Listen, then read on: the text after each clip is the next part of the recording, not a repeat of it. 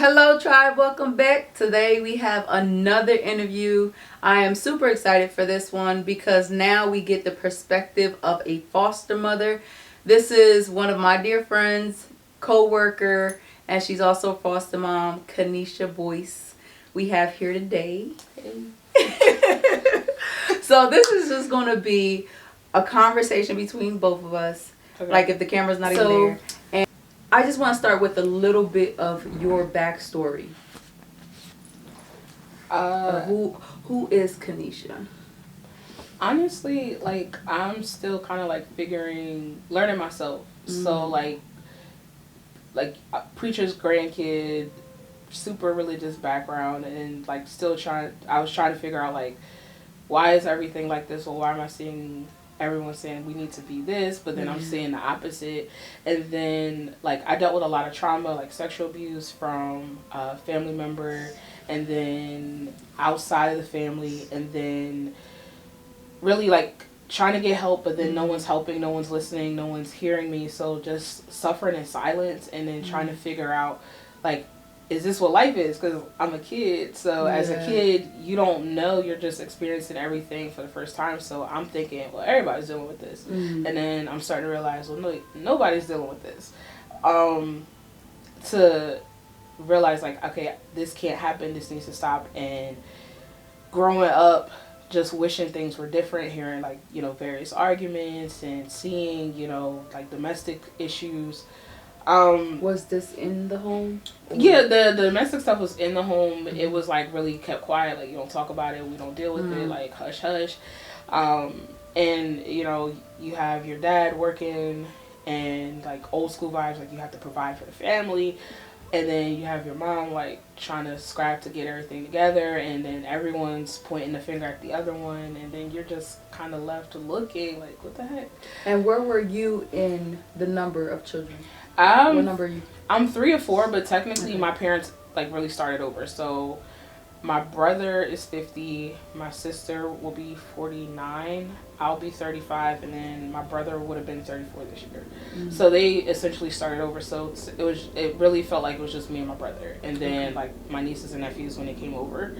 So I really started to figure out who I was like around 16. I realized like I needed faith, I needed God, I needed healing, I needed to deal with a lot of stuff. And then when I made that transition into adulthood, that's when I really started like having like real anxiety and understanding that it was anxiety, and wrestling with it and trying to figure out how to get help. So I was like really insecure. I didn't understand who I was. I didn't feel loved. I didn't feel like I had value, and I didn't like it. And after my brother's accident, I didn't want my life to be what it was. Mm-hmm. And I kept talking about being a foster parent and wanting to be a voice for kids because I knew what it was like, and I knew how difficult it was. And I wanted to help as many kids as possible not experience the things that I experienced.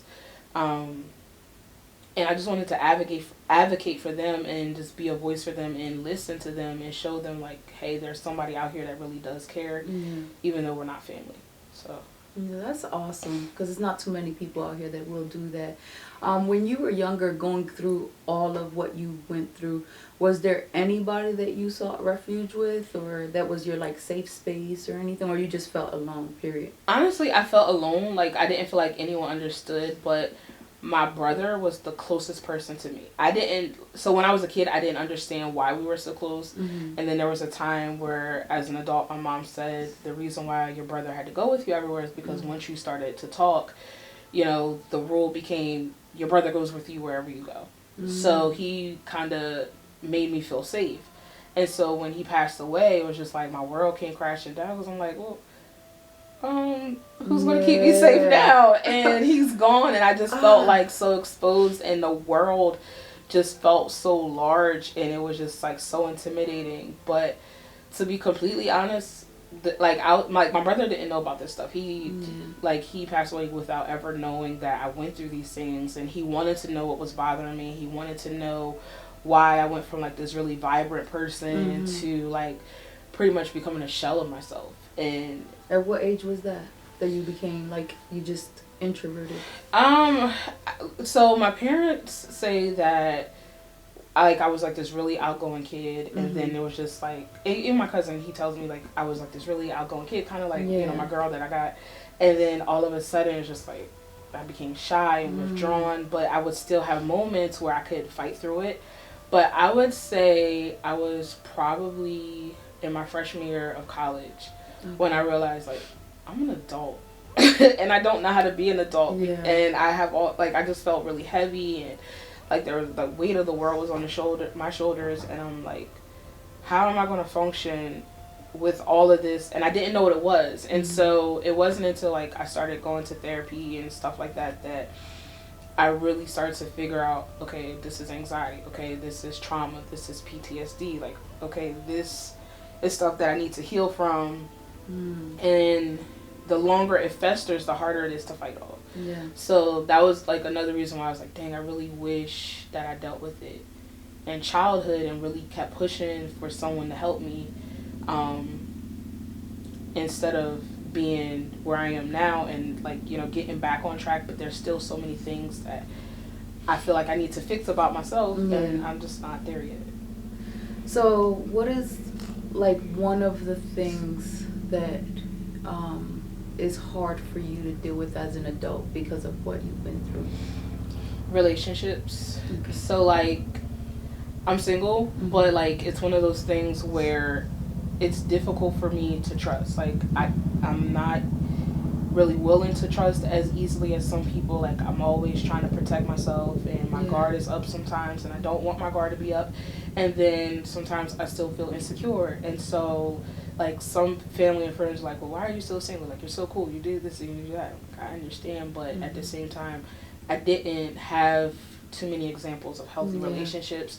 And then I, with like the trauma and abusers and stuff like that, like it was one of those things like, can I trust you? Are you going to hurt me too? Are you going to like play games with my head? And so for me, it's easier to be alone than to try to like be vulnerable and hope that, you know, it all works out. Yeah, that is so true. I can relate. I had a lot of abuse growing up, and so it was hard to trust. And then I grew up in the system, and that was difficult because you get ripped away from each family, and it becomes harder. So you said you went to college, right? What did you go originally for? So I went to the University of Delaware, and I went for English, and I wanted to kind of focus on creative writing. And so I kind of found myself there a little bit. Like I was an adult. I took care, like, you know, I was in charge of getting myself to class and making sure I did the right thing, and I hung out with my friends and stuff. And then, you know, I got a little reckless, like nothing too crazy, but you was partying. The church kids turned up. We out there evangelizing at 4 o'clock in the morning. But it was, but in a cool way. So like, I mean, that's what it was. But it was just one of those things where I kind of got lazy. So I didn't study as much as I should have, and I was more focused on having fun with my friends. So, you know, we're out at 5 o'clock in the morning. We don't went bowling, and then we don't went to one of the people's houses, and now we're just like joking around playing and stuff. Now they were still studying, but I wasn't. So like it reflected. I was like, oh shoot, you gotta get together. Yeah, I gotta tighten up. But it was one of those things where my dad was just like, I'll pay for your freshman year, but after that you're on your own. And so that's when like life really hit, because I'm like, how am I paying for school? So now I gotta get 3 jobs. Right, and that's what ended up happening. Like I was working multiple jobs, you know, like just I was not doing well. Like when I look back at it, that was a really low point. Like, you know, $75 in my pocket, I was doing good. I knew I could pay my phone bill on my prepaid, and then if I needed to get something to eat, I could. But yeah, it was a rough time. And then Miss Carter, she was Miss Woods at the time, and she was a vice principal, and she always wanted to have former students check in on with her. She was my mentor in middle school. So I went to check on her, and she was like, what are you doing? I'm like, what? What are you doing? What? I'm just sitting here. What are you doing? Well, I'm going back to school, because now I know that she knows.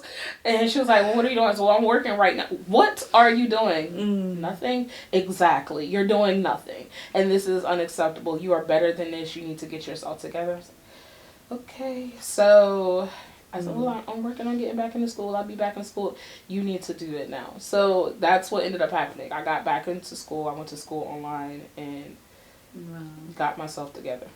And that's when you became a teacher? Mm-mm. Oh. I worked, so I was working like 3-4 jobs. I was working at McDonald's. I was working at Mets. I was a substitute teacher. I was a nanny for a little bit, the babysitter, whatever you want to call it. And then December of 2012, during the Christmas break, I got a call saying, hey, the vice principal likes what you're doing. We have an opening for a one-on-one paraprofessional. They want you to apply. Are you interested? I'm like, yeah. So you started like I did. Okay. Yeah. So I started in preschool disabled as a one-on-one for a little girl with cerebral palsy. Okay. And we stuck together until she was 5. And then I was supposed to go to special ed because they were transferring her out. And then the day before school was supposed to start, we found out the boy that was going to be a one-on-one transferred and ended up going to kindergarten as a para because the teacher's para quit like at the same time. Wow. So kindergarten para for like 10 years.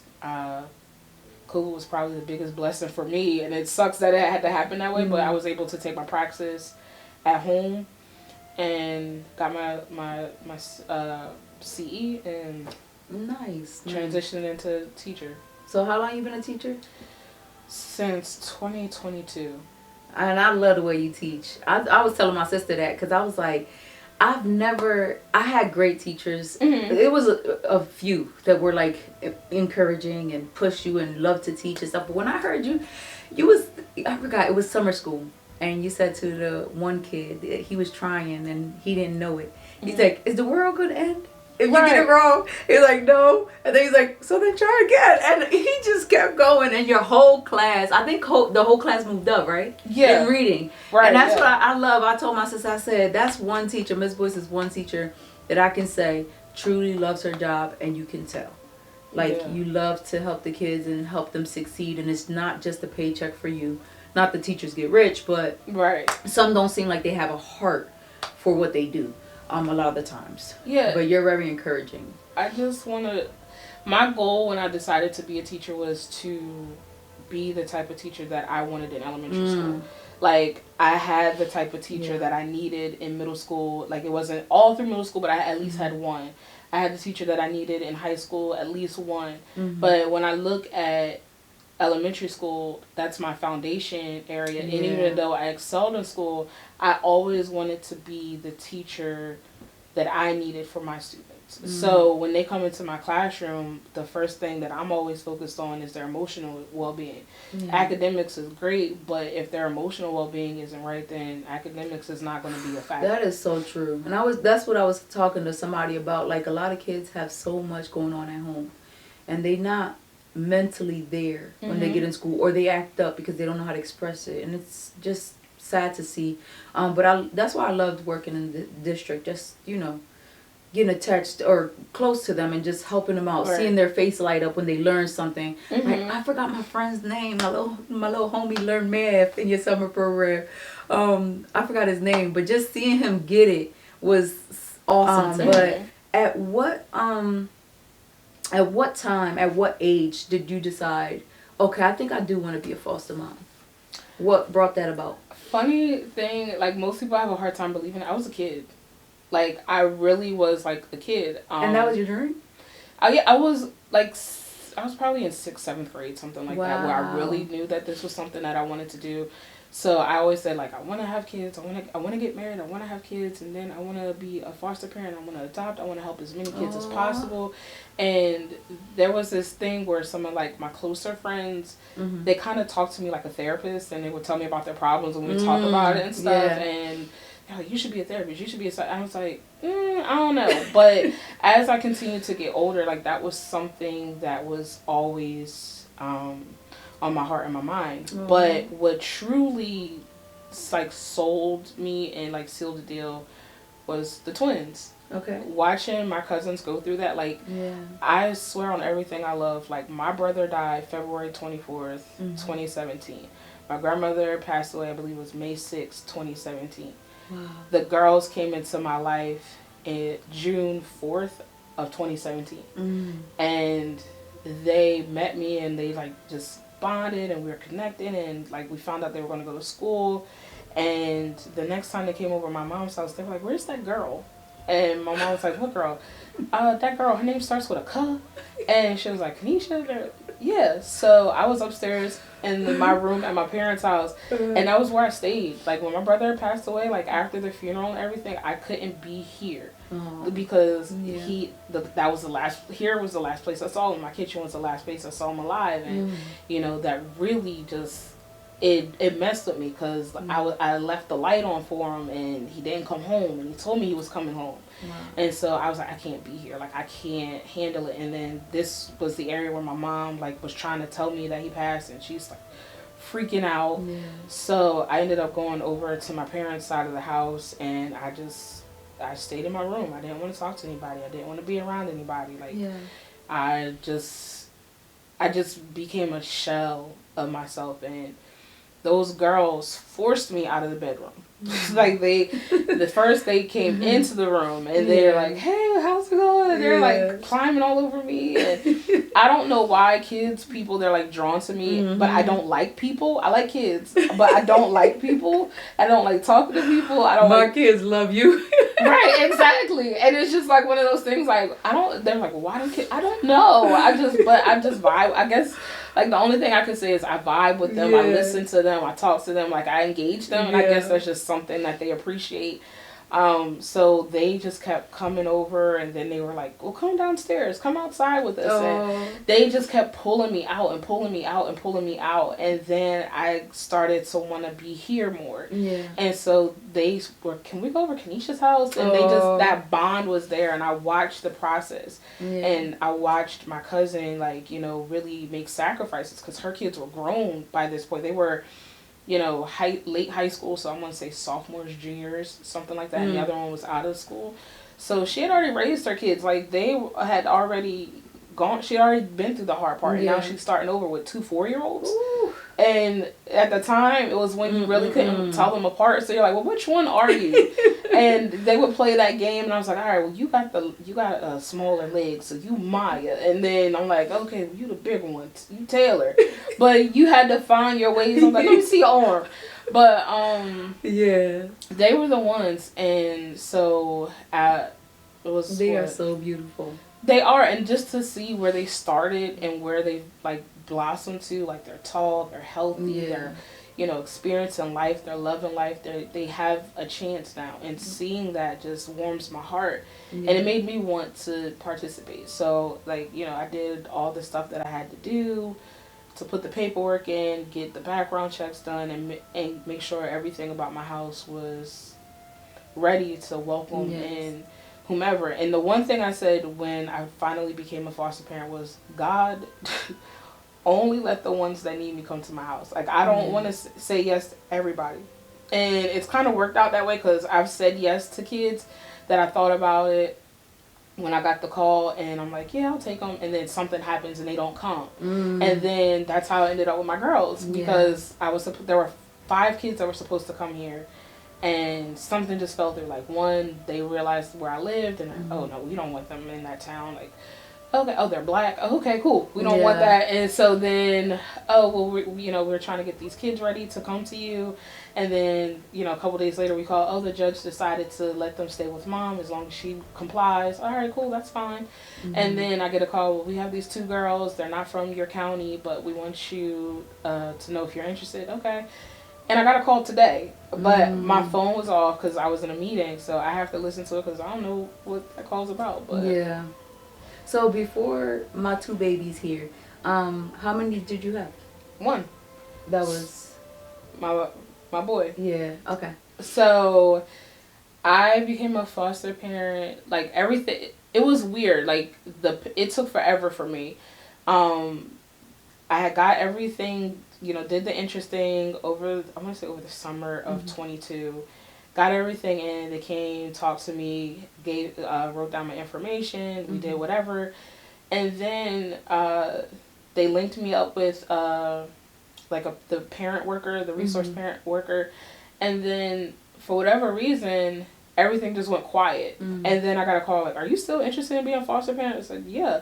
"Well, you didn't do your parenting classes." I said, "Well, no." I called and the lady said that she can't do it. She's only doing Spanish classes, and she would call me when English classes came up. And like, oh, so like they kind of forgot about me. Like, we're sorry.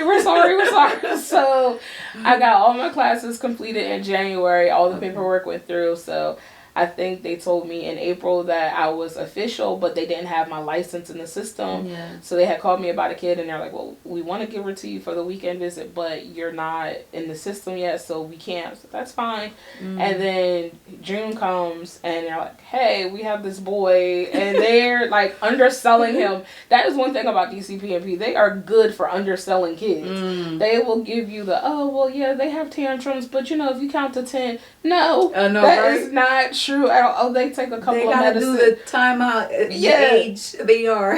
Exactly. Oh, they only take a couple of medicines, and then you giving me a ShopRite bag full of stuff. Like, okay.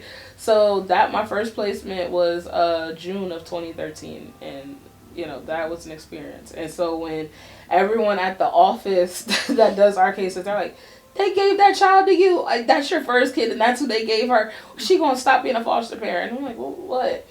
But that's my kid. Yes, I know that's your baby, and that's what I love. I truly appreciate the foster parents that do it from the kindness of their heart, do it for the right reasons. Because a lot of times growing up as a foster child, I felt like a paycheck. Right. I felt like I was replaceable. I didn't feel like, you know, sometimes because you're not blood related, you don't feel like you fit in. And that's the hardest thing, to come into a new home and be a new kid. And what people don't realize is that kids listen. So when they would talk about me or my sisters or whatever, they would describe us, and it's like, yeah, we act up, but there's a reason why. Right. You know, there's pain there, and no one took the time to even figure it out. And so when I met you, I just knew that you had a heart for children. And my kids love you. They're not attached to a lot of people. So the fact that they were attached to you, I was like, and I was working with you, seeing you at the job was like, yeah, she has a heart for kids. So you were one of the people I thought of when I started the podcast, because I want people to see that there are foster parents. Foster care is not all bad per se. Like the intentions were great. Right. And all foster parents are not bad. So I wanted to interview you because I want people to see the positive sides. Right. I want them to see a foster mom that cares and has a heart for it, and you're a single parent, and you work. So what is the hardest part about being a foster mom? There's two. It's finding the balance. Okay. And then finding time for myself. So, like when I'm at school, I'm Miss Boyce, and Miss Boyce is working from 8 a.m. to 5 p.m. And then, you know, then I come home with the kids, and now I have to be Miss Kanisha or for the girls, you know, mom. And then it's like, well, when do I get to be just Kanisha? When did I just get to be me? And then that decompression time, like, it doesn't really happen. So sometimes I'm like, dang, I need to date. Or like, I need to have some time with friends, or I need to have some me time. Yeah. And it's like, when do I get that? But then I tell myself, like, Kanisha, you kind of signed up for this. Like, you weren't, your hand wasn't forced. But it's a learning process. I'm still, in my eyes, I'm still a new foster parent. You know, these are only my second placements. It seems like my placements are long because usually they're like, well, no, placements are usually this long. So my first placement was a year. This placement we're coming up on a year, will be a year soon. So it's one of those things where it's like, okay, where do I fit in? How do I make that work? And I'm still figuring it out. So, my girl found out that her sister is having a party, and she was like, oh, well, you're coming to get me, right? So then my mom could get a break and she could get some rest and stuff, because I be getting on her nerves sometimes. I'm like, oh my, but she knows. And so it's like, yeah. So how do you, hold on, Jay, is still recording? Okay, I'll edit. How do you deal with it, or are you do you feel like you can ask for help from the caseworkers? Like, how do you get that alone time, or that peace of mind? How do you self-love and all of that if you don't have the help? Like, are the caseworkers willing to provide assistance with that, or they have to, like, would it be respite? It would be respite, but even sometimes a respite, like, they don't always want to give you respite, or like they give you pushback. Well, why do you want respite? Well, technically, we don't really have to. And they don't have qualified nannies that deal with DHS. Not that I've experienced. So the hardest part for me is that I won't say I've had to humble myself, but I try so hard to make sure that I don't need to ask for help, and I try so hard not to ask for help that when it comes to fostering, there's sometimes where I just have to ask for help. And one thing about, DCPNP, they do offer transportation to certain doctor visits and stuff. And sometimes like, well, we need you to go. I understand you need me to go, but I am there. They live in my home, but you have custody. I'm asking you for help because I can't keep taking off of work. Yeah. I can't keep stopping everything to do everything for everyone else. Like, this is part of your description. There's people who are designated to be drivers for these kids when we're unavailable. So, like, with one of my kids, we've been to the doctor, like, every month for stuff that we don't even need to go to the doctor for. Wow. But because, there's situations where the parents make a concern or raise a concern, and then you have to address it, and you're like, I haven't done anything wrong. And like, that irritates me to no end. So now here we are at the doctor's office. Oh, what is this? What is that? Can you just confirm that everything is good? And oh yeah, like, I feel like we live at the doctor's office sometimes. So getting that help, like, sometimes I'm like, look, I need your help. This is, that I've had these kids for this amount of time. In that time, I've not asked you for help. So if I'm asking you for help, I really need it.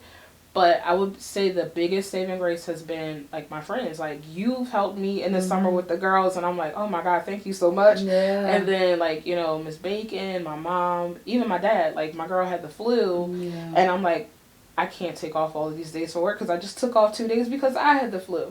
And, I mean, she gave herself the flu. I'm just gonna be honest. She knocked over my bucket of tissues intentionally and rubbed them all over her face. I'm like, why would you do that? I don't know. So it was fun, right? And then 2 days do we need a reason? Right. And 2 days later, oh my God, my head hurts. Oh Lord, that's exactly. So my dad's, well, what do I do? Just be the adult. I just need you to be the adult because I can't take all these days off. So my family came in clutch. My dad, my cousins, my mom, my aunts, my nephew, they call my nephew daddy. Oh. And I sometimes was like, Mom, when do you want to get a dad here? I don't know. And so, but she was like, well, at least we got Daddy Quad, but I'm just saying. So, I'm appreciative of that. Like, even my work family, they have helped, help me with the girls, help with transportation. So it's kind of like the kids aren't just, they're not foster kids. I don't look at them as foster kids. They're our family. Yeah. And the hardest part for me with them is just trying to find out where I fit in. Because I tell them, you don't have to call me Mom. You can call me Miss Kanisha. I'm fine with that. But then when they call me Mom, and then they forget that they call me Mom, and they go on their visit with their parent. Yeah, that's not your mom. That's not your real. Yeah, and it's like, oh, okay. Yeah. I'm not trying to replace you. It's just, they feel like I'm a parent to them, and they don't want to call me by my first name because first names is for friends and stuff like that, and they see me as more than that. So yeah, that's awesome. I do wish there was some type of program that they come up with to help foster parents, because I know that was one thing that my foster parents dealt with. A lot of them, they didn't have help from the system because everybody around them had to get background checks and had to be interviewed and had to do everything, and some people don't want to go through that, right? So they're like, nah, and then the parent doesn't have help. And so the one thing that I learned with the whole, like, okay, you decide where the kid can go or not, is you do have to get permission, like, when you're going, like, out of state for a long time. So I would have to like, if we're going to Disney, hey, I want to go to Disney. So you gotta let them know. And then, make sure everything is on the up and up, like how long are you going to be there, all that stuff. When are you coming back? What are the plans? Why are you going? That type of stuff.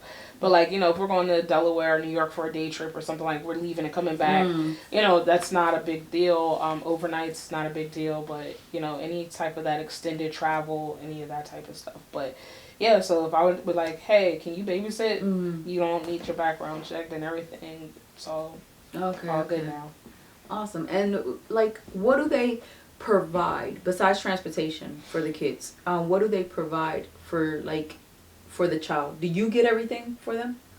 Is it supposed to be your responsibility? So the way they broke it down to me and my parents in classes is that they're not paying us. The money that you do receive is to support them. Now, the way they break it down, those numbers are a little bit ignorant because what they think the kids are eating or what they think the kids go through in clothing is like crazy. So like, I believe it's $2.99 a day for clothing. Wow. So, what store are you going? So once your thrift store, right? So once you don't want them to dress like in thrift stuff all the time. Exactly. So like so essentially $3 times 30 days. That's what they give you for the month. Okay. But then you have to think like a pair of shoes is gonna be that, and then they need pants. Because there's no more Payless. There's no more like low name brand. Because they had Shaquille O'Neal's or Shaq or Jumpman. Yeah, those Shaq shoes. Yeah, they were okay, and you can just get away with it. But yeah, it's nothing cheap no more.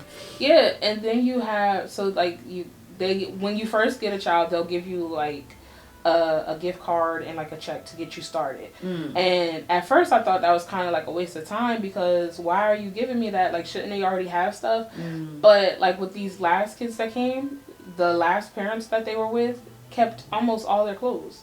Are they allowed to do that?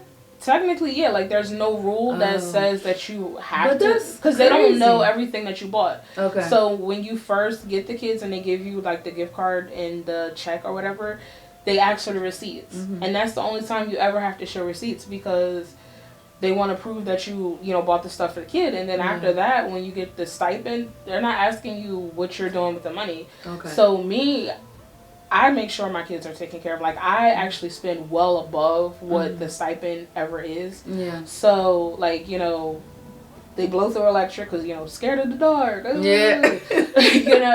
They run through the water. Oh, water, let's play in it. The heat, oh, we're cold. Yeah. So everything goes up and they, they eat and they eat a lot. Yes, and so, I seen that. And then, like, with our school, it's a uniform school district, so when I first got the girls, I spent $500 getting uniforms because now I gotta get uniforms for 2 kids. Yeah. And then I had to like restock their wardrobe because I'm looking at maybe 7 or 8 outfits between the 2 of them, and I'm like, oh no, we. And then the stuff that they did bring, no, and then I needed to get their hair care products, and then I'm like, that's not cheap because you gotta get hair care products for 2 kids. Yeah. So you're going through it really fast, and beads, and I want these beads, I want these ballies, and they had never lived with a family. Well, I won't say they never. The last family they lived with didn't look like them. Yeah. And so they didn't know what it was really like to get their hair done and the process and like all that, the self-care. So once they got that experience, it was like, oh, I like this. Yeah. Oh, you washing my hair today? You doing this today? And so like it's a whole new process. But so DCPNP does, like, they do take care of that. Okay. You get it monthly. Sometimes, because it depends on the worker, to be completely honest. They have, like, a flex fund where, like, say the child wants to play a sport or do an activity and they need equipment and stuff like that. They have the funds available to purchase it. Some workers are quick to provide it. Other workers are like, oh, we'll use the stipend. I said, well, the stipend's supposed to be for, like, everything else. And they're not getting that. And it's kind of blowing me. So do you feel like there could be, what do you feel like there could be more of? I call it DHS, y'all, because that's from Philly. You call it, what is it? In Jersey they call it DCPNP. It used to be you heard that DIFUS. letters? Yeah. Yeah, some people say DIFUS, some DHS is in Philly. So. Yeah, it used to be DIFUS, but then they changed their name to DCPNP. I guess it's to make it sound more friendly. Like, you know, the motor vehicles changing their names from the DMV to the MVC. You still doing the same all work. These letters. Right. You still doing the same work. Like, the work hasn't changed. For real. But yeah, so I would say resources. Okay. And support. So I found out that, yet again, I'm a minority when it comes to foster parenting. Like, I'm a black woman and I'm single. So like, they don't have a lot. It's usually like, you know, like white families that are like white married couples who are doing this, and they're usually like more middle age, like 40ish, 50ish. And I don't really feel like 40 is middle age, but you know what I'm saying. They're not. Yeah. I was in my early 30s going through this process, and that wasn't typical. But I feel like there just needs to be more resources. Like, when a child is in crisis, we need to support them. Moving into another house is not going to make the situation better. And it just, I feel like it aggravates, or like it doesn't make anything better. And I feel like it just, they put the child there, and what is that supposed to do? Like, that child is not going to feel the love. They're just being and it goes back to what I was saying. Like, you feel like you're not wanted. You feel like you don't matter. You feel like your voice doesn't matter. So, you know, you grow up to not use it and not know how to speak up for yourself, and you accept whatever may come. And that's just sad to me that they would go into just put them in another home. Like, for what? Right. And then to put them in a home, and then to not have the mental health support and the trauma support and, you know, all of that stuff. Because at the end of the day, even though the kids were moved from a situation that was not safe for them, it's still a trauma, and they need to have that trauma dealt with. Yes. And instead it's like, well, you know, mom and dad weren't safe. You know, when things get safe and when things get better, you can go back home. But sometimes they don't go back home. Or sometimes they go back home and they shouldn't. And it's like one of those, like, for me, it's hard to understand how DCPNP truly operates, because there's not a blanket method for what they do. So you could see a kid who hasn't been with their parent for nearly 5 years, and you're looking at the book that they give the parents, and then you're looking at the wording, and it says, well, legally, if this child has been in foster care for 15 months out of 22 months, it doesn't even need to be consecutive. They're supposed to be transferred over to permanency so that they could be adopted. And the only stipulation is the judge. And a lot of times the judges are so pro-parent that they're like, well, I don't care how long it takes for the parent to get them together. So they allow the parent to have a chance to get them back. So now you've had 15 months to get yourself together, or at least show progress, and if you need an extension, you get it. But at this point, you have kids just sitting and festering in foster care, and they're just jumping from home to home to home because they're like, well, why am I still here? I started this process when I was 4 and now I'm 9, and I finally found the light at the end of the tunnel, and now you're going to rip me away from the foster parent who took care of me and is going to love me and help me and give me a future, and now you're going to put me back with someone that I barely know. And this person isn't ready to be a parent. They're just not ready to let me go. And you see it a lot, and it's one of those things where, as a foster parent, I never want to take a kid from their family. Like, that's never my goal. And I want, like, the parents to see and the kids to see, I didn't put you in foster care. I didn't put this child in foster care. I'm here to help. You're not the villain. I'm not the good guy and you're the bad guy. We're supposed to be a team to work together to build a relationship to help your child, because your child is the most important thing right now. But if you're in a position where you can't be a parent, then you have to make the decision that's best for your child. Let them go. And know that the person that they're with is going to make sure that they're well taken care of, and that they become the adult that they need to be, even though you're unable to. And that message gets lost so many times. And I've seen on social media where people will bash foster parents. Oh, they're stealing people's kids.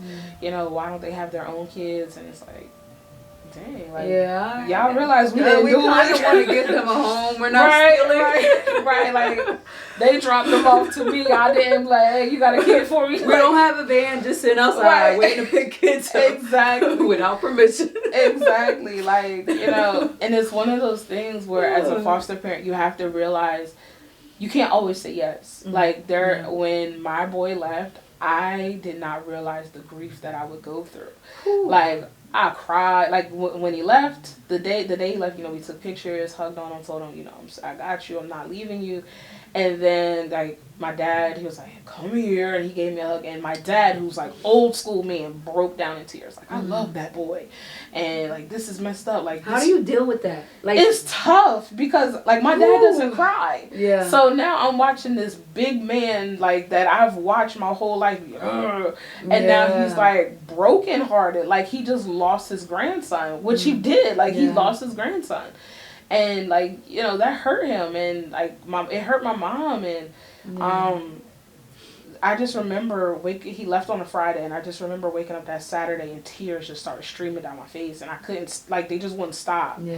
And then the next day, tears, and it wasn't even like, ooh, boo-hoo, and it was just like those glory, just heartbroken tears, and it was like, the system sucks. Like, the system sucks. Like, this should not. Honestly, he should have stayed. Yes, everyone across the board. He should have stayed. He should have stayed.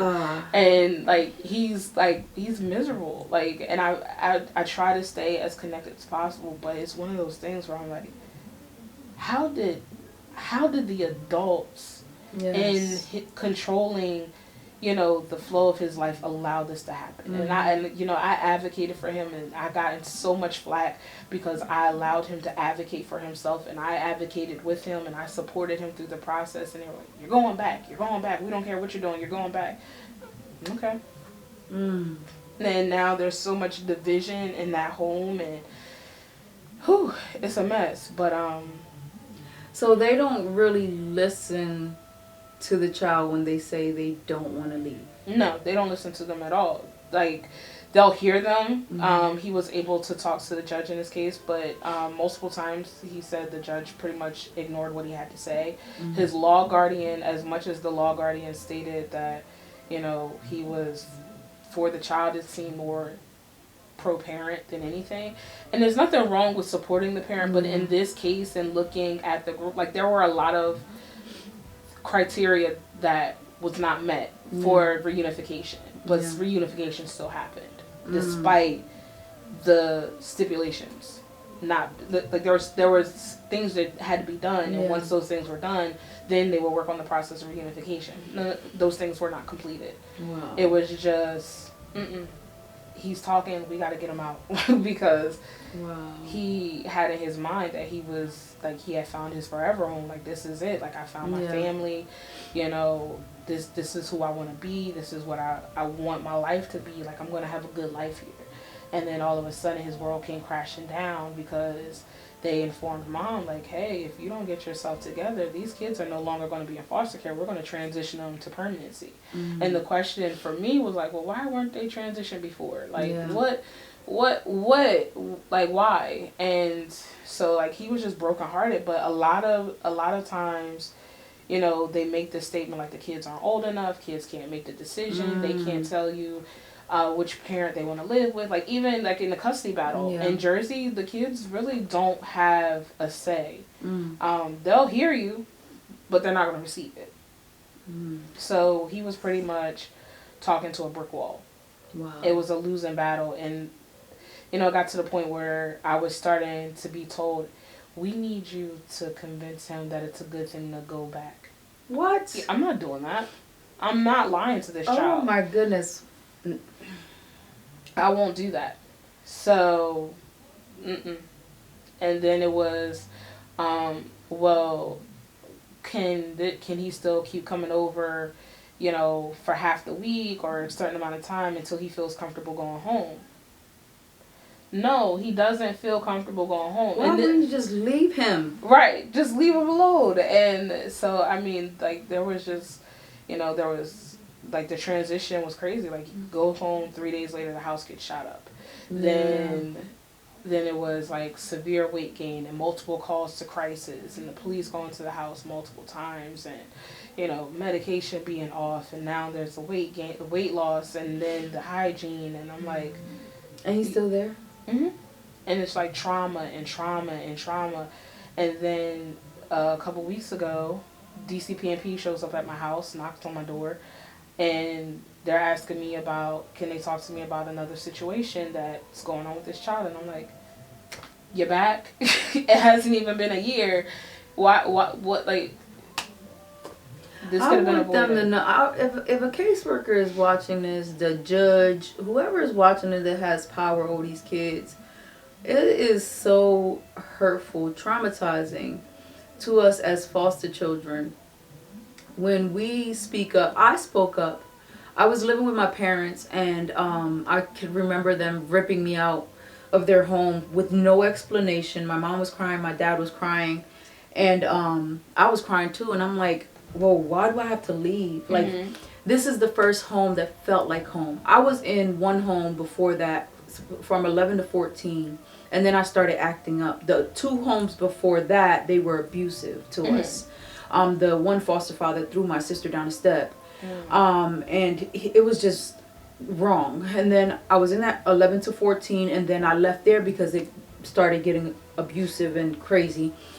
They put me in another foster home where a guy was being nasty. I didn't want to be there anymore, and I started acting up. And then the foster mom took his side because I was her boyfriend. And then my mom and dad came to get me, and they put me in their home. And I was there, and I loved it. It felt like family. They took care of me, taught me the Bible.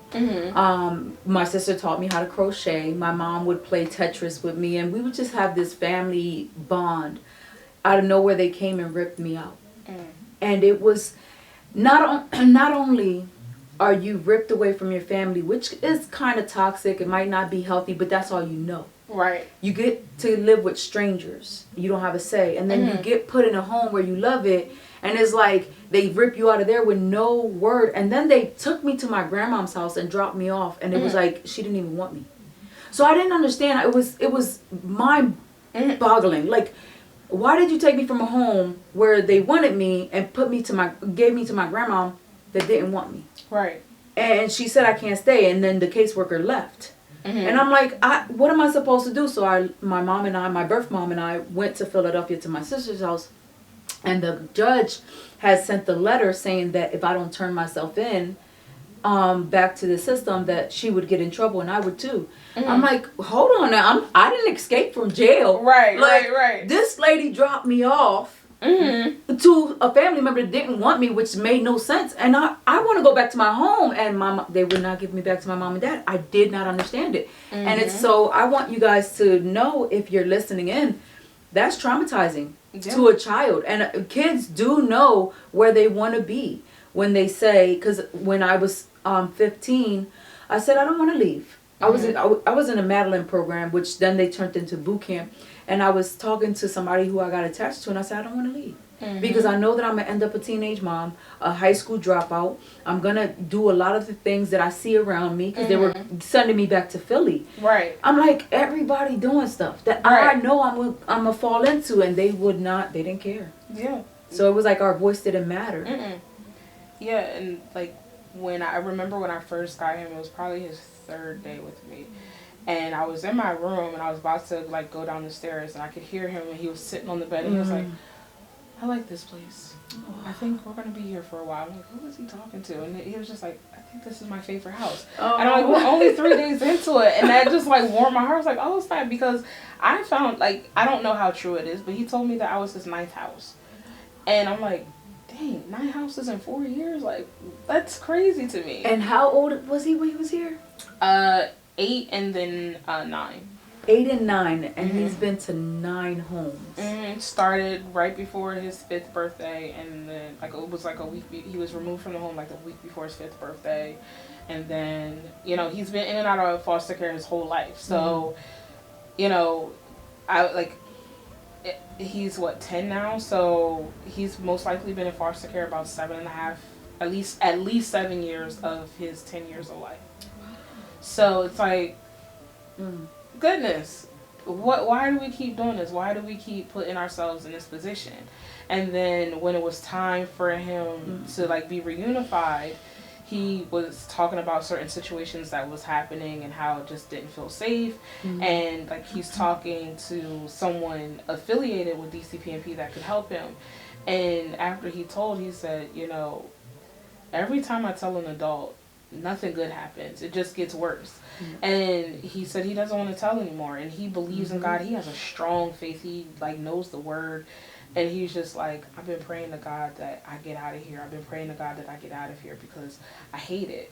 And it's really difficult for me to just continue to encourage him and continue to build him up and lift him up, because I'm like, if he loses that faith, he's just going to fall into a depression.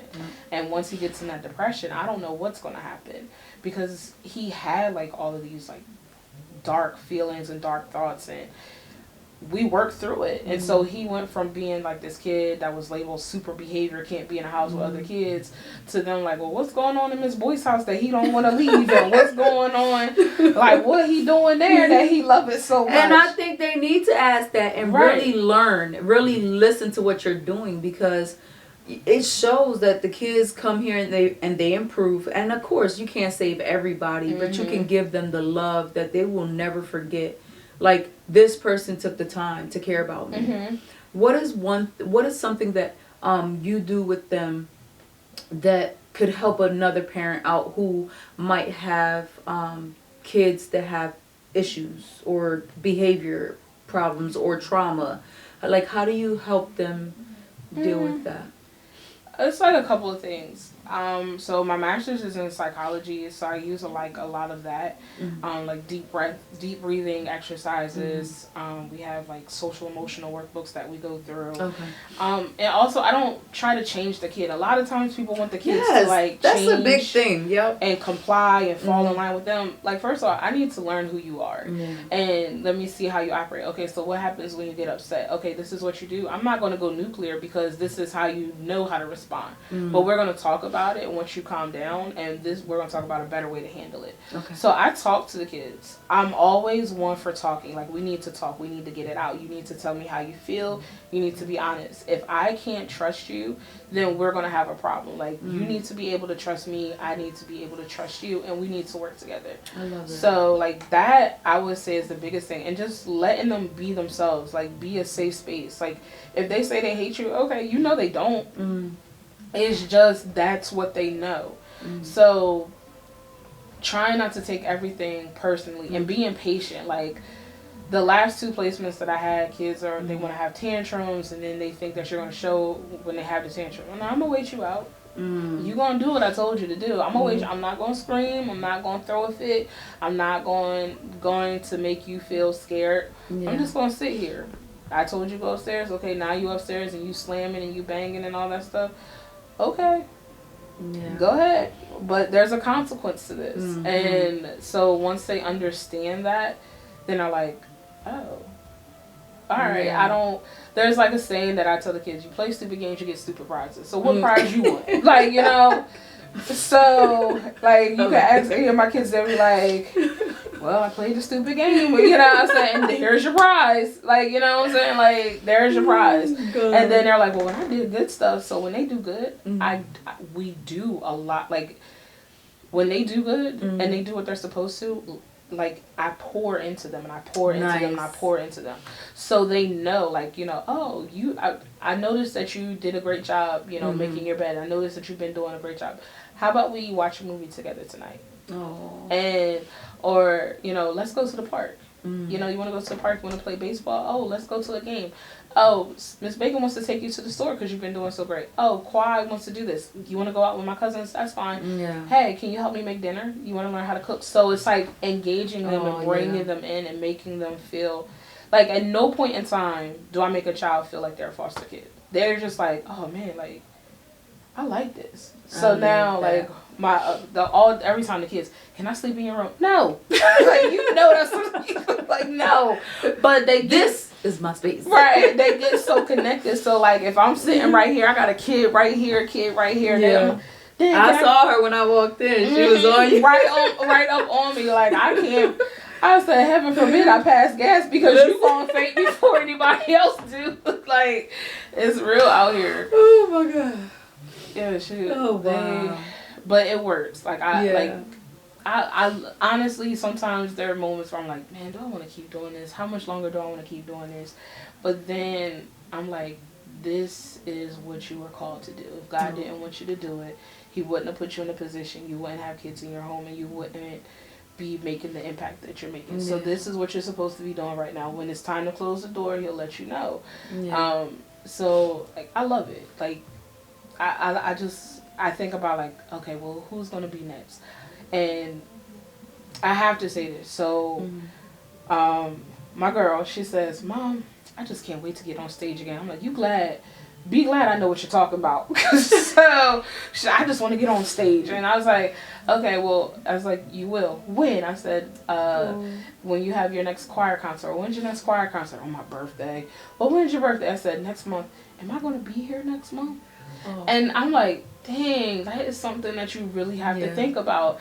And then I said, yeah, you should be here. And she was like, well, what about next year? Are you going to be my teacher in 2nd grade? And I was like, no, honey. You going to Miss Reyes' class, regardless. She was like, why not? I said, I can't live with you and teach you at the same time. But she was like, but will I still be here? Oh. And I don't know. And like looking at her eyes, and she's, but I want to still be here. And I'm like, I know, but I don't know. Let's just enjoy the time that we have together. And I love that. I love that because you're not lying to her. You know, you're being honest. And that's what we need as foster children. We need the honesty. I felt like it was a lot of, oh, I'm going to just tell you what I think you should be hearing. Right. And then, boom, something else happens. And so we don't like the feeling of we were lied to. Right. Because that's a lot that happens when you're a child. Adults, I guess back then they didn't know how to communicate. So it wasn't like you were allowed to ask questions or whatever the case may be. And yeah, so I like that you do that. Just allow her to hear the truth with love.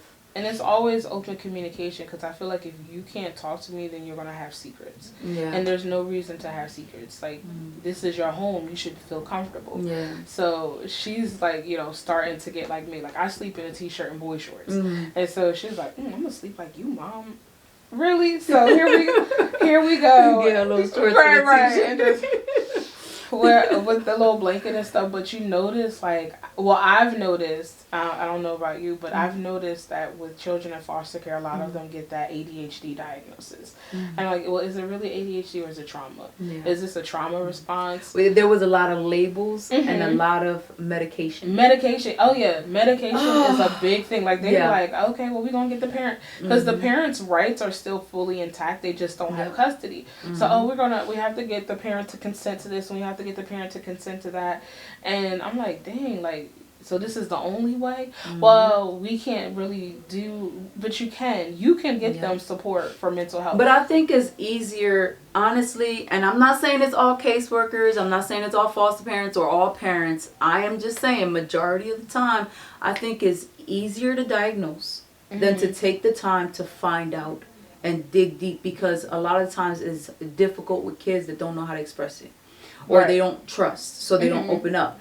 And so who has that time when they got 45 kids on their load, you know, to really sit down and see what's going on with the child.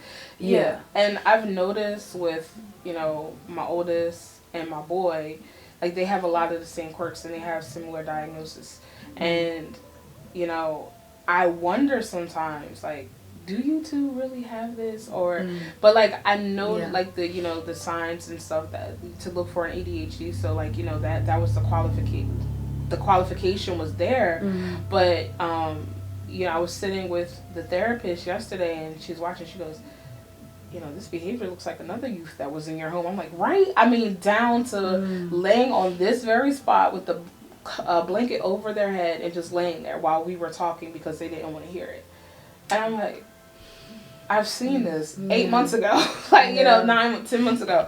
And it's like, okay, is this a response? And then, you know, you notice the fidgeting and the insecurities. And it's one of those things that, you know, when I haven't told the kids that I have now, I feel like they're a little too young for it.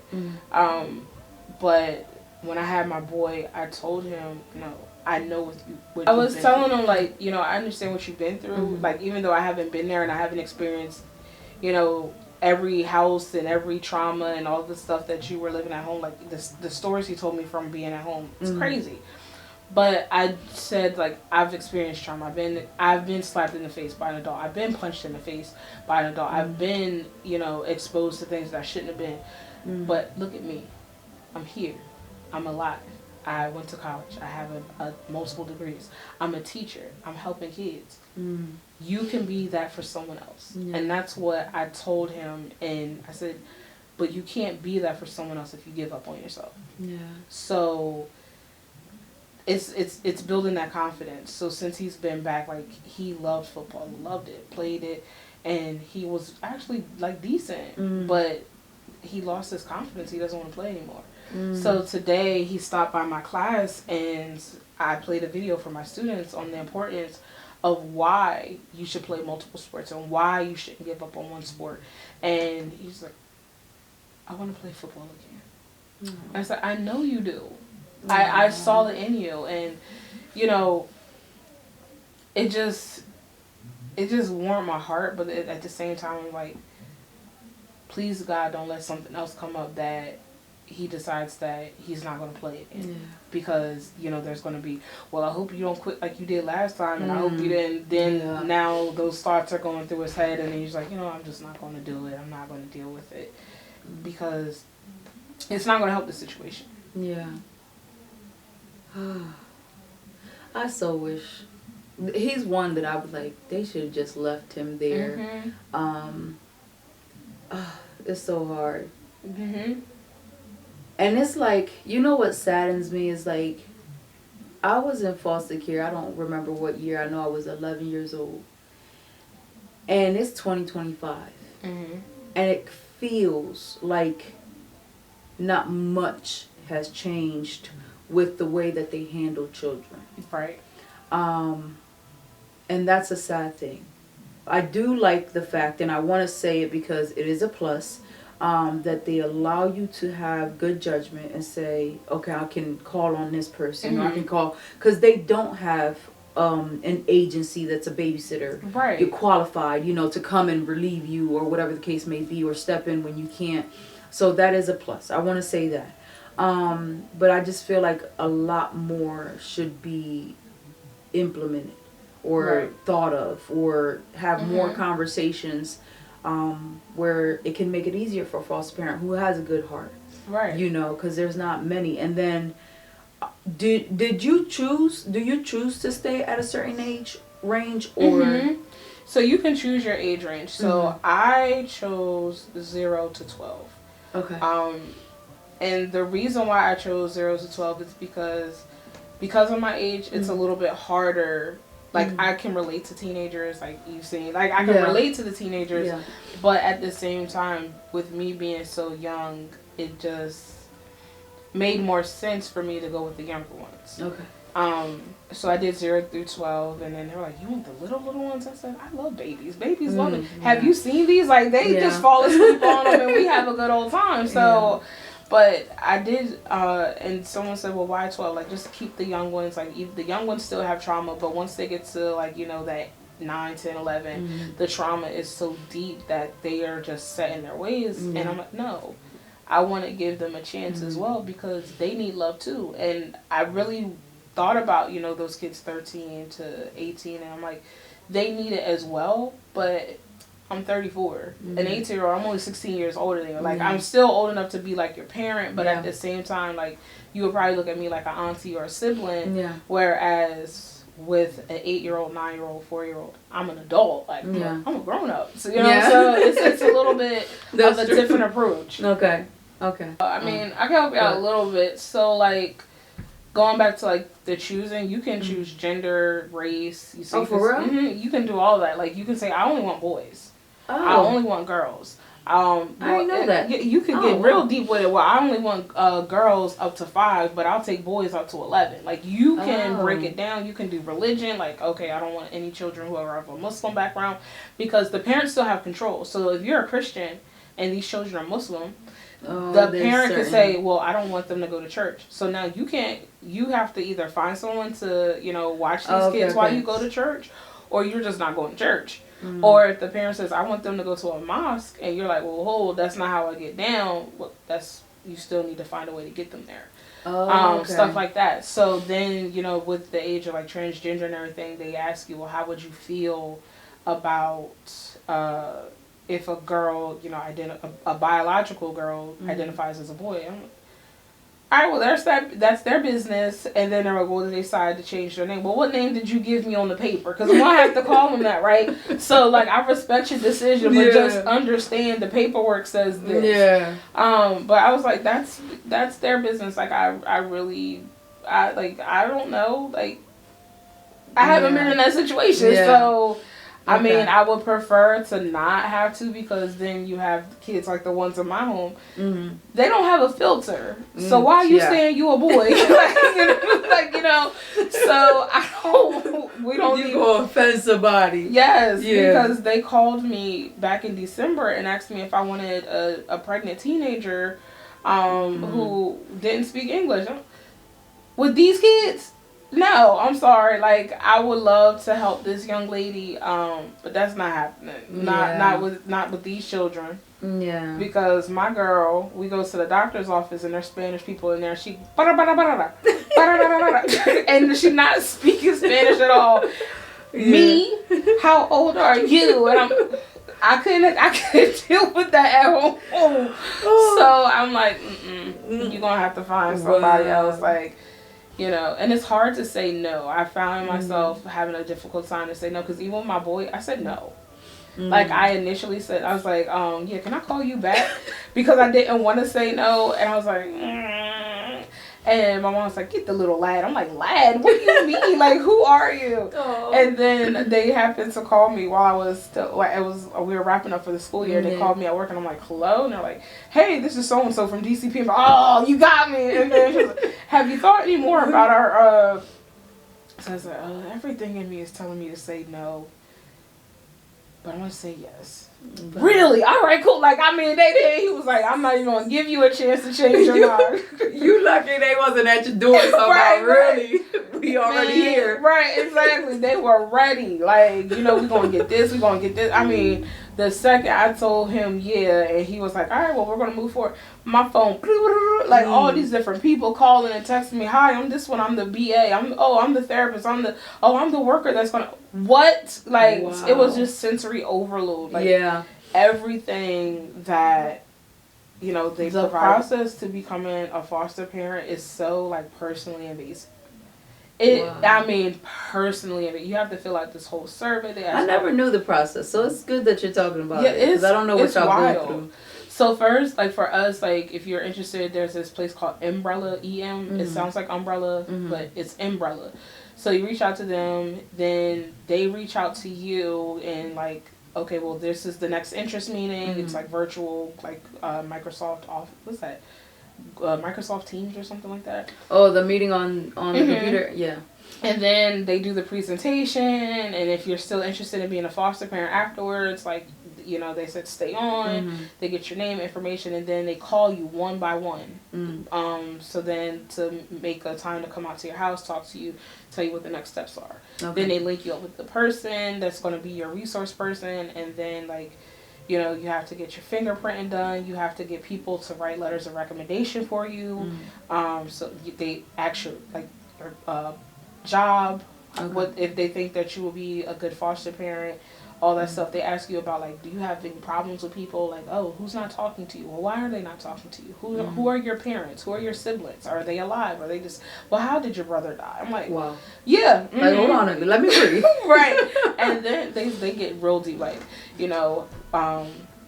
what was your first sexual encounter like? Was it pleasurable? Like, did you? I'm like, what? Like, and hold on, now I'm dead serious. Like, they go deep. Like, was it like? Did you have like? Was it a good experience? Did you want to know what story? Right. Why wasn't it? How's your date? Like, they asked about who you're dating. I mean, everything. Wow. Were you? Why? If if you're ever fired from a job, why? Like, they. I mean, it's personal. Like, wow. And then they dig. if you like have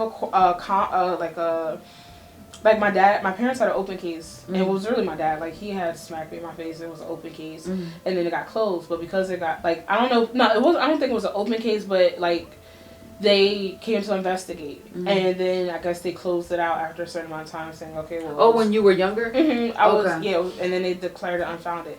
But the crazy thing about it was I was told to lie through my teeth. Like, you know, one of my relatives was called me like, hey, there's somebody in your house that wants to talk to you, and I got yoked up. You better not say a word. Okay, so at that point I was like, yeah. So I did what I was told. But anyway, so they ask you all those questions, and I brought it up, and they're like, well, none of that came up in the system. Everything's cool. You're cool. So I said, okay. So they continue through the process, and they're like, oh, you said. Then they ask you They ask you questions about the way you answer certain questions.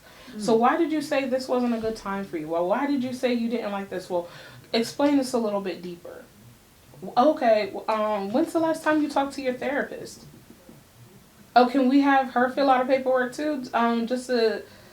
What? So you have to get a physical every year. Like every year, and I'm like. Well, why? If I'm standing right here, well, we just want to make sure you don't have anything going on that would prevent you from being a foster parent. Wow. Do they make y'all do the block test? The the black blobs that look like stuff? But like, I mean, like I was like, well, good. Why do y'all make the parents do all this stuff? Like, for real. Like, I didn't know what the process was. I just thought it was classes. And then, like, you know how we worked at the school, so we had to get our fingerprint done for that. They didn't care. They were like, oh, no, we have our own fingerprinting system. Wow. I said, but the state has my finger. I work for the state. Like, they have my fingerprints. You have to get our fingerprints. You have to go to our place, and you have to get your fingerprints done there. We pay for it. Don't worry. You just have to schedule it. Okay. So. Wow. I went, got it done.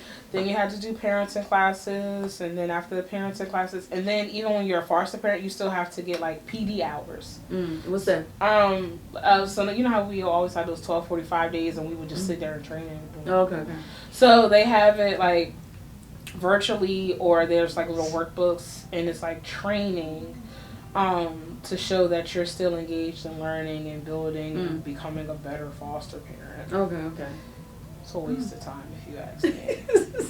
That's a lot. And then the crazy part is you're supposed to do a certain amount of hours every year so that when you go up for renewal, you have it all done. And then it was like, okay, you want me to do this with the kids in the house?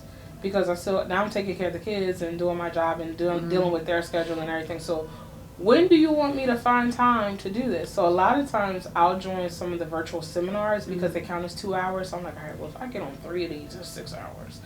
So, and then they have your yearly inspection to make sure everything is in compliance. And sometimes those inspectors will irk your ever-loving soul. I mean, they will nitpick. And I said, how are you nitpicking at me? Well, we want to make sure the kids are safe. Well, I'm not the person that wasn't safe. My house is safe. If they weren't safe, they wouldn't be here. So it's like, as a foster parent, sometimes I feel like we get put so far under the microscope that they don't take the time to put that same energy into making to make sure that the kids are being taken care of. Like, I mean, the things that my boy's parent had to do was so minimal, and I was like, that's it. No parenting classes, nothing. Like, nothing. But meanwhile, I had to do all of this stuff, and then I'm being questioned. So it's one of those things where, like I said, it's a labor of love. Like, there's no financial gain in this for me at all. Like, there's no financial gain. There's no financial benefit. It's really because I love kids and I want to help. Because do you see yourself adopting? Oh yeah, like I'm on so that was another thing. I was supposed to be on the foster to adopt list. Thinking this whole time I'm on the foster to adopt list. I'm not. Wow. And so we got that rectified. So now I'm on the foster to adopt list. But yeah, I do want to adopt. Like, that's always been the goal. And the reason why I did it out of order was because I said, why do I need to wait until I get married and have kids to be a foster parent? I could be a foster parent now. Yeah.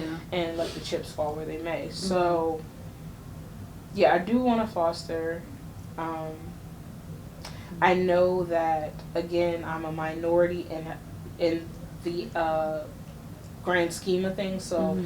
when it comes to being called or reached out to Mm-hmm. be like, hey, are you interested? We have a child that meets your criteria. Um, I'm on the bottom of that totem pole, Mm-hmm. so it's less likely, which is unfortunate. But you Mm-hmm. know, it's like I don't know if you saw that movie Baby Mama, and she was like, you know, if you're gonna adopt, please don't get a black baby because I'm tired of all these celebrities like, look at me and my black baby, and like that's where I am right now because it's like, so you chose her, okay? So I'm like, Yeah. bet, all right, you know. uh, it's gotta be hard. That's gotta be the toughest feeling to be a foster mom, have your child, you get attached, and then they can be gone the next day. Just not That's gotta knowing. be difficult. The fact that you just don't know, Yeah. and like you know, like the caseworkers, the kids caseworkers, they have the right to like pop up on you whenever. Mm. So like, because you know, the parents are like, well, what if they are not being taken care of? So a lot of caseworkers, the caseworkers that I work with so far, they've been pretty gracious. Like, hey, is it okay if I come over at this time? I'm never going to tell them no because I have nothing to hide. Yeah. So okay, but just know that we're doing X, Y, and Z. So you're going to have to come at this time. Okay, but they can do pop ups and like, hey, what's up? But like, I will say DCPMP does give you a resource worker as a parent. Okay. So one of the workers said, our main job is customer service. We are here to protect you, to make sure you're okay and everything's okay. Okay. So they are solely there for you. Mm. They check in on you, like, what do you need from us? Like, how can we help you? Like, you know, one of the caseworkers was talking about like one of the kids in another home had like set a shed or something on fire. They will take care of it. They will pay it. Like, you gotta find 3 quotes for what it's gonna cost to get it fixed, but they'll fix it. They'll fix your she shed. Exactly. So you know, I got a broken window up there, so I'm like, we gonna get this fixed. Yeah. But Oh wow. like, it's not the window itself, but they like try to bust the lock Yeah. to get out the window. I'm like, and then what were you gonna do? You Like, didn't think that through? right, like, so after you got out the window, then what? Like, Yeah. what was the point? I was just mad. So, what is something that you would like to just tell the people that oversee you guys, the caseworkers, lawyers, judges, anybody in authority, they have the power to speak a word and probably create some change? What would you tell them? First, listen to the kids. A child isn't going to speak out for no reason. Yeah. They're not going to fight for themselves for no reason. There's a reason why they're saying they want to stay. There's a reason why they say they want to leave. The other thing is, I wish that for the judges, I wish that they would give the resource parents more credit or in appreciation, because I've been in multiple situations now where the judges are like, oh, parent, what do you need? Oh, parent, we're going to help you. DCPNP, stop being so rough with the parent. The parent needs help. We need to help the parent. Oh, the parent says that the resource parent did this. You need to have them taken to the doctor. You need to do this. You need to do that. We're going to just parent. But it's like, if the resource parent is telling you something, do something about it. Don't send us the letters asking us what's going on in the home and how the child is doing and how they're progressing and what do we think the child needs, and you don't provide it.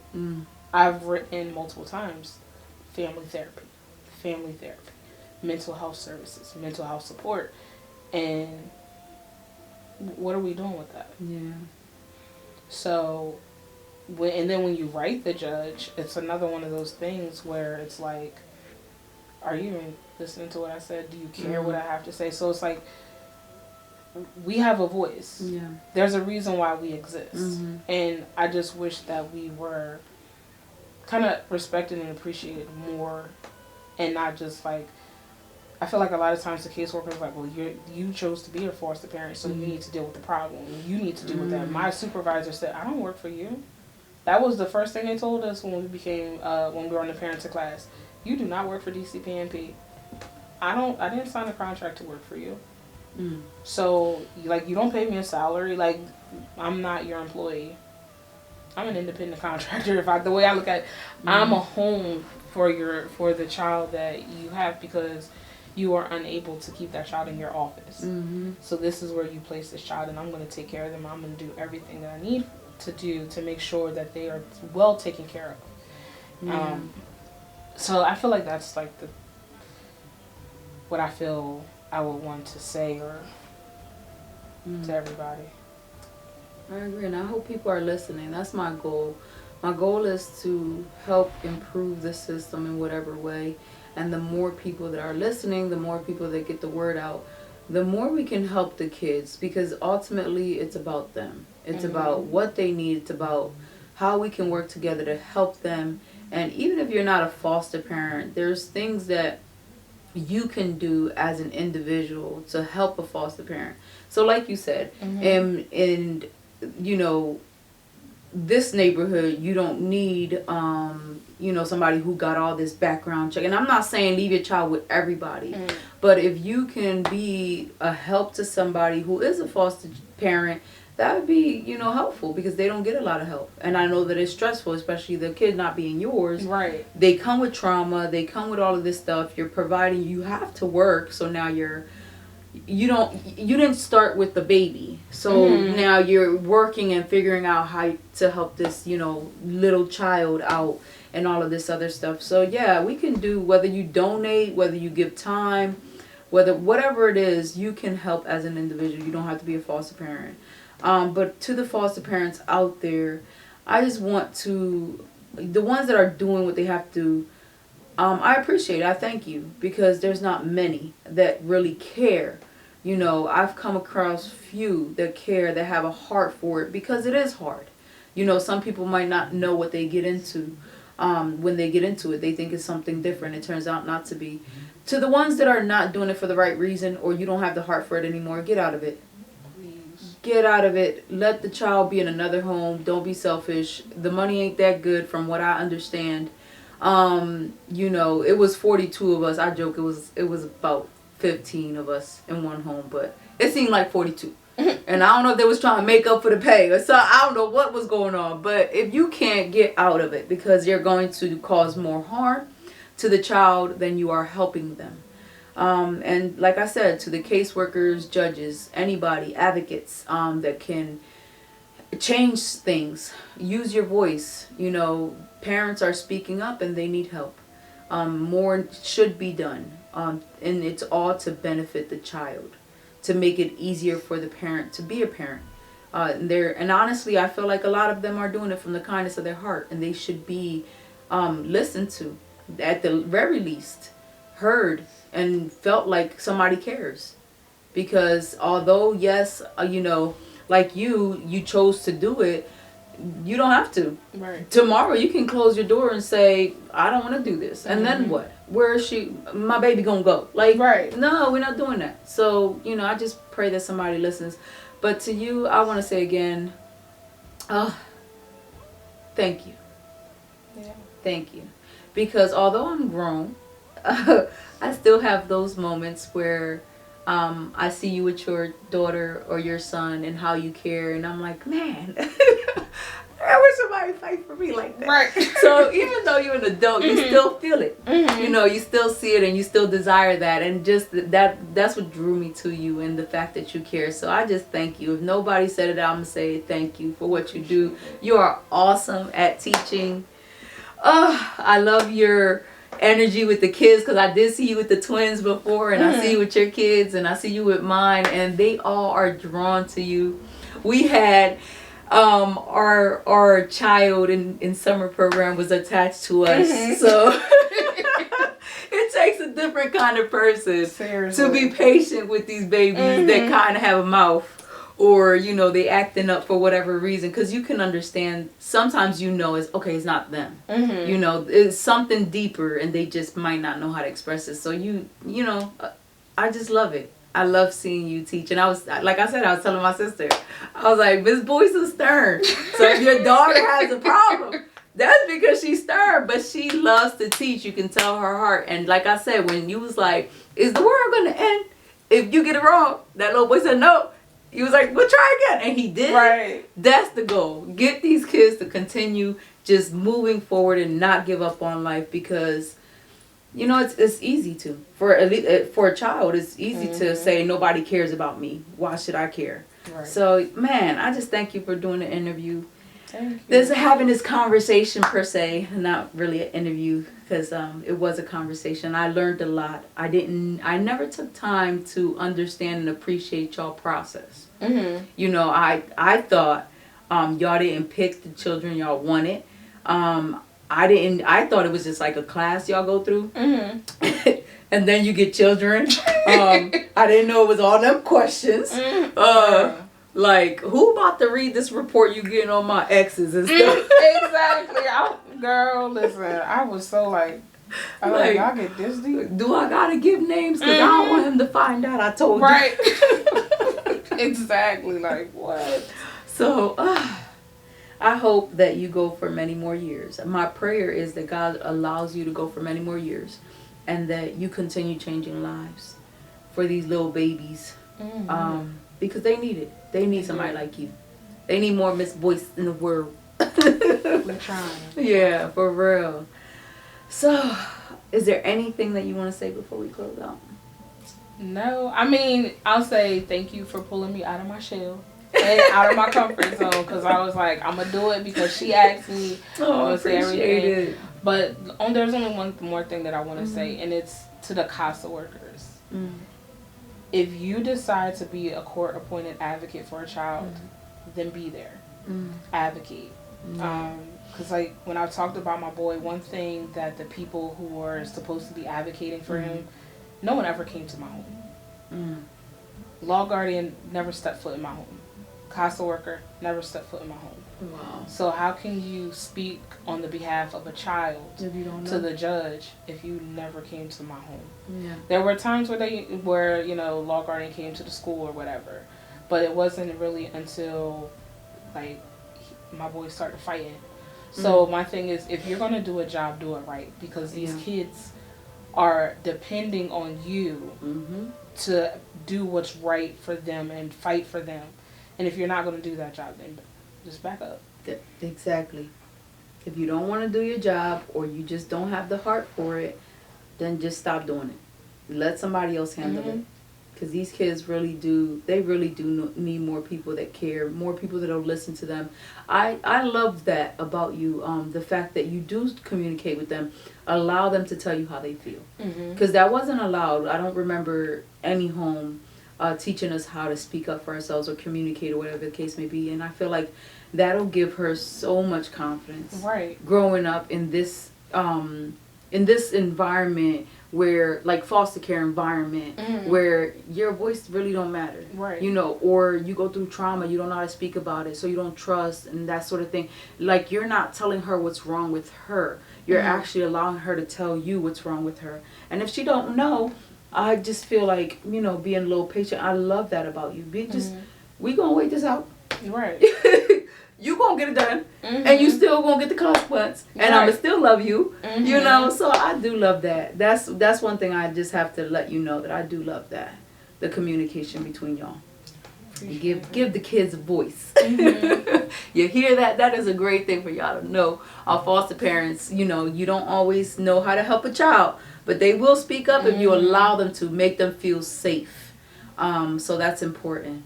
But until next time, tribe, I hope that you have a blessed day, a blessed night, wherever you may be watching from. I pray that you understand that you are loved and that you are